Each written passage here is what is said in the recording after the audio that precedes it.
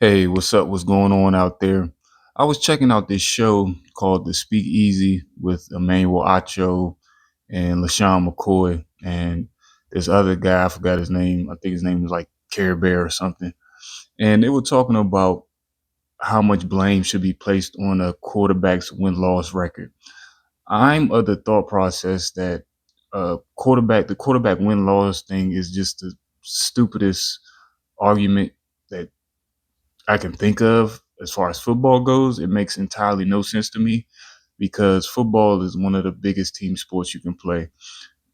Just for example, if the offense accounts for 40%, the defense 40%, and special teams 20%, just say the quarterback affects 25, just say 30%. It's still a large chunk or percentage that the quarterback cannot control at all.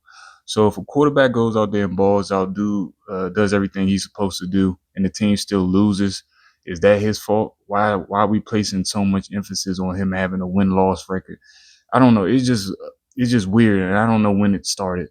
But they want to talk a little bit about it, and I'm going to give my 1-2. Year that should prove quarterback winning because I think all the rosters are like the best argument is the best team is the Rams. This is my argument though. Josh Allen can go out there again, right? He could put up a crazy performance, and we've seen this already in his career. Where you go out there, you put up 350 total yards, 3 touchdowns against Kansas City, you score 13 seconds left, then you lose the game. It's like, well, Josh didn't get it done. Why? Why is that? Well, Pat, it's unfair to him. It's not. It's not a knock, but it's like Pat was better. Let's say this year, Josh.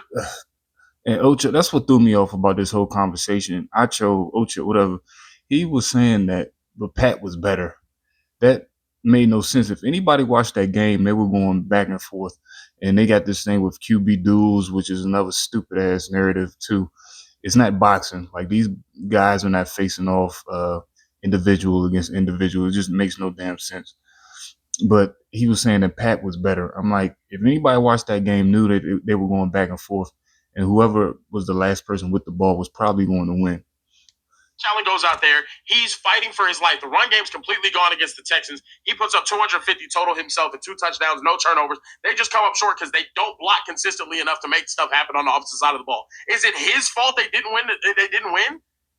No, like that's what you're setting up. It's like, well, it's your fault. No more excuses. But here's my thing: is I'm not going to let a couple examples completely undermine the truth. If you ever want to bet on or make a lineup for a game, quite literally, choose the team with the best quarterback. If we look at all the playoff games, Matt, I see Shady shaking his head like it's true.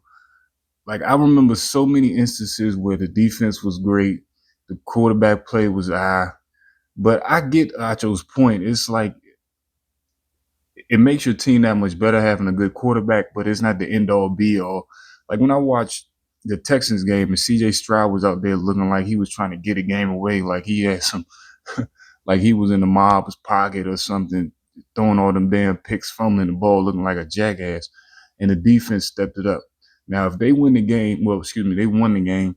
Did they win the game because of CJ Stroud? Hell no. So should he get uh, uh, a win attributed to his win-loss, quote unquote, win-loss record? No. Like that's why this whole argument makes no sense to me at all. And if anybody's falling on that sword, I don't know. They just have to go with a narrative or something. I don't know. Stafford is better than Bryce Young. Not a coincidence they won.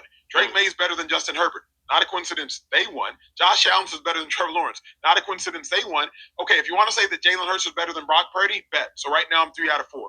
What other games? Caleb Williams, Jordan Love. Caleb Williams, Jordan Love, toss up. Like you can say whoever you Caleb think in year better. 2 is you can say whoever's like. So my point being is like it's not a coincidence that the teams with the best quarterbacks won all of the games, if not 80% of them. So real quick, so that means the team has the best quarterback wins the Super Bowl. I think 80 to 90% of the time, the team with the best quarterback wins. Yeah, man, I'm gonna stop the video there. I thought it was like a little good, segment that they had, but I get Acho's point. But that's not the end all be all. Like I said, football is the ultimate team sport. It's so many factors: special teams, defense, offense. And I'm trying to think of an example, like a quarterback just balled out and the team was just some ass. I'll use Joe Burrow from last year. Like he balled out last year. He could have won the MVP maybe if they had made it to the playoffs and had a. Uh, did they have a winning record? I can't remember. I just remember he balled out and he was playing out of his mind. It's probably his best season, and they were losing.